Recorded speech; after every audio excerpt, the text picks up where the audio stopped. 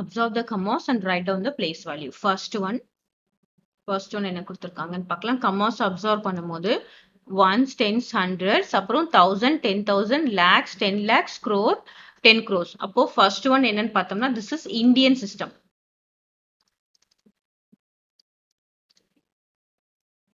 Right? இது Indian சிஸ்டம்ல இப்போ நமக்கு 7 ஓட பிளேஸ் வேல்யூ கொடுத்திருக்காங்க. அப்போ 7 அதுக்கப்புறம் எத்தனை ஜீரோஸ் இருக்கு பாருங்க, எத்தனை டிஜிட்ஸ் இருக்கு, 1 2 3 4 5 6. இப்போ 1 2 3 4 5 6. இப்போ இதோட பிளேஸ் வேல்யூ என்னன்னு பார்த்தோம்னா இங்க 3 டிஜிட் போடுறோம், இங்க 2 டிஜிட்ஸ் தள்ளி கம்மா போடுறோம். So this is equal to 70. 1 2 3 4 5 6 digits இருக்கு. So ones, tens, hundreds, 1000, 10,000, lakhs, 10 lakhs. So this is equal to 70 lakhs. Clear? Place value of 7 here is 70 lakhs.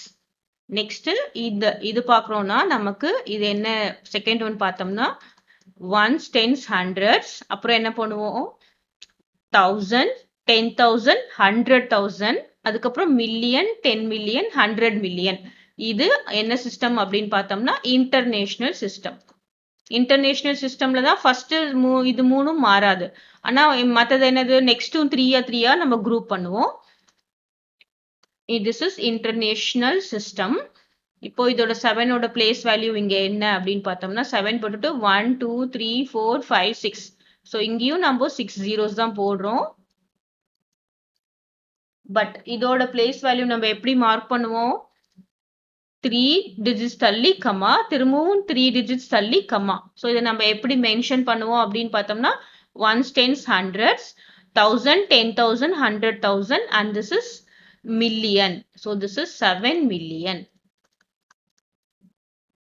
Okay, இது 70 lakhs னு சொல்லுவோம் இதோட பிளேஸ் வேல்யூ, இதோட பிளேஸ் வேல்யூ 7 million.